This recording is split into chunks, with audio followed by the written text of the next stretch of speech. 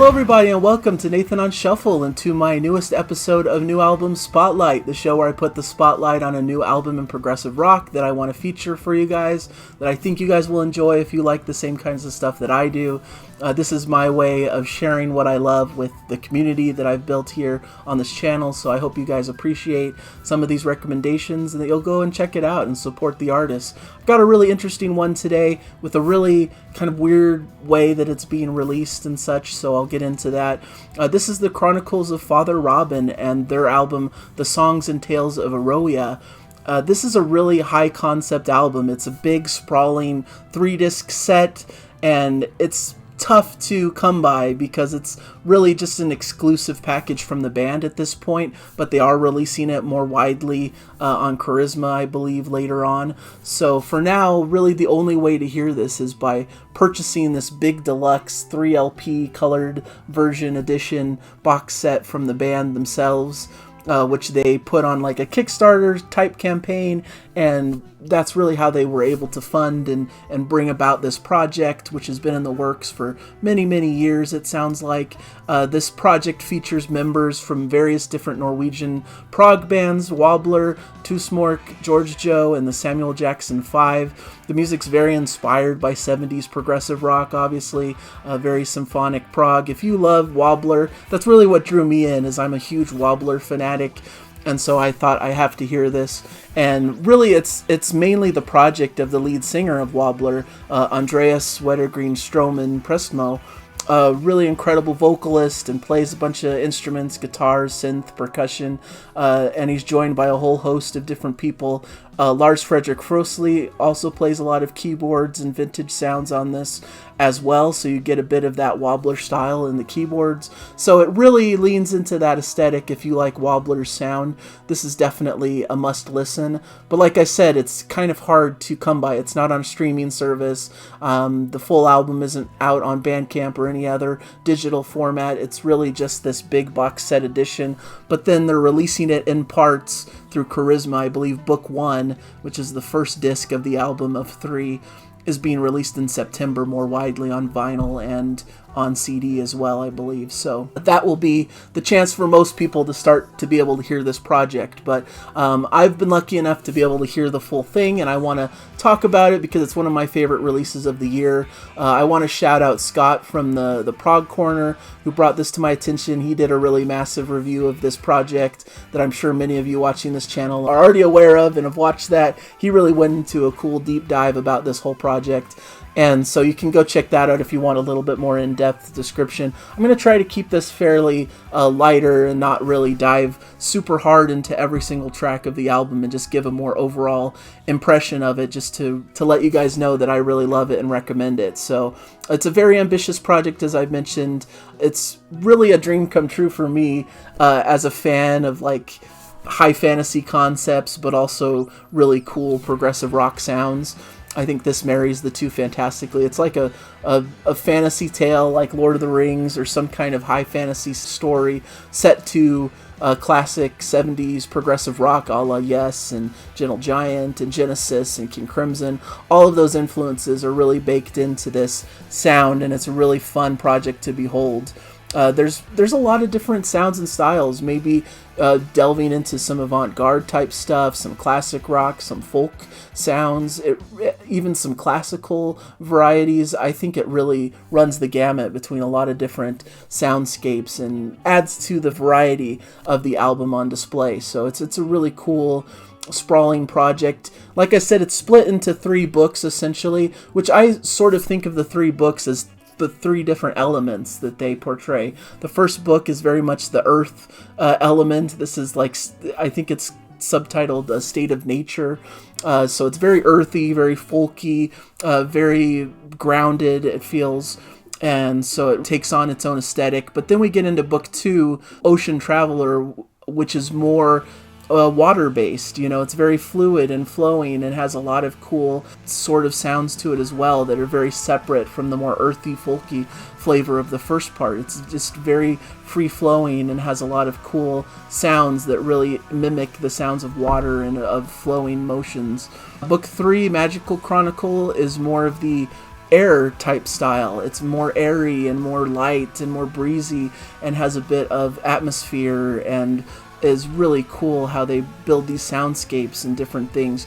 Of course, there's a central aesthetic to me of each book, but the style is pretty consistent throughout the whole project, so it's not wildly different. It's still right in the lane of 70s style symphonic prog, but you get a little bit of a different flavor as you go through each of these different books. My favorite is probably the middle one, the water one.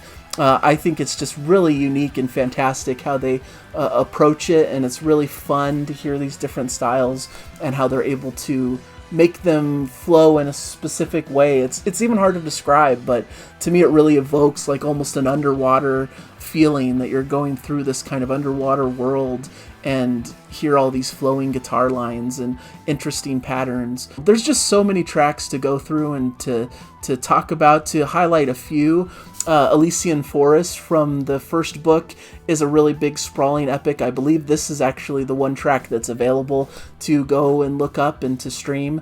Really great classic wobbler style sound, has some jazzy flair with some interesting flute work and different percussion sounds, piano.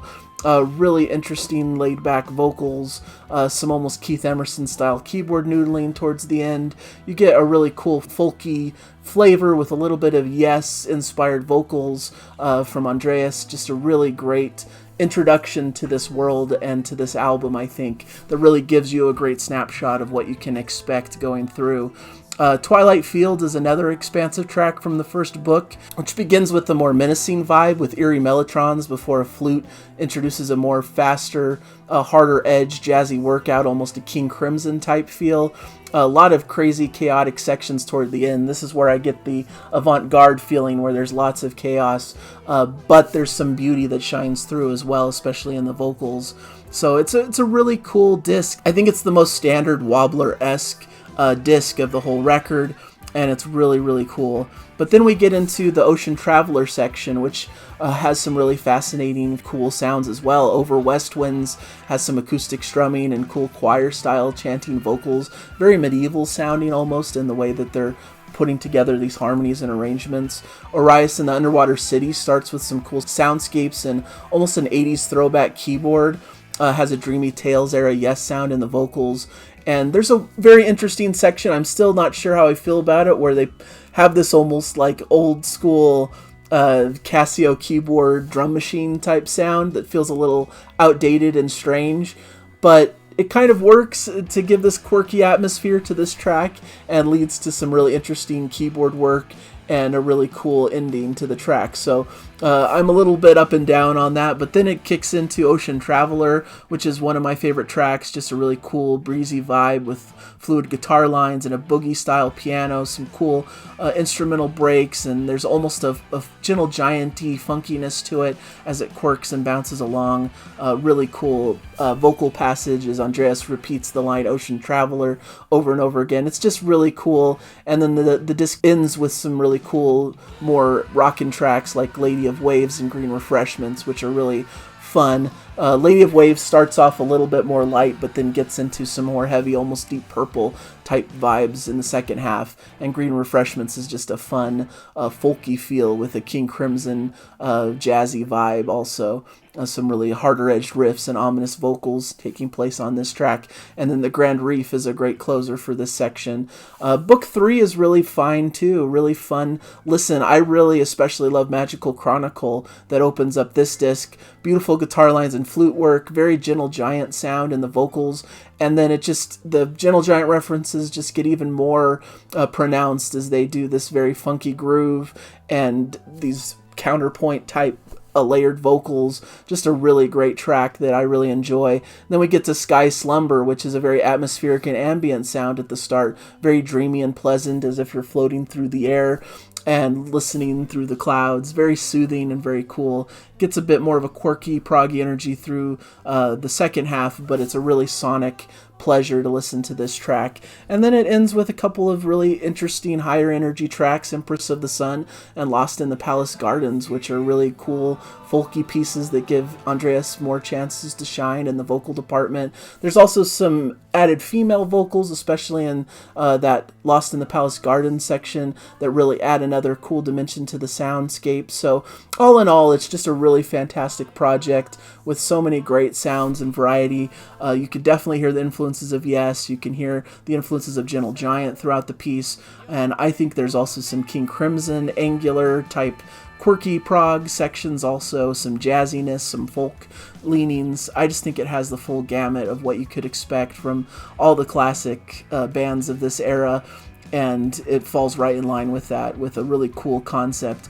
And when I think about concept albums, you know, most concept albums to me have little bits and pieces that are a little bit off and that don't quite fit musically on their own, but when they are brought into this wider landscape and into this wider concept, they actually work for me and add an extra element and quirk to the songs.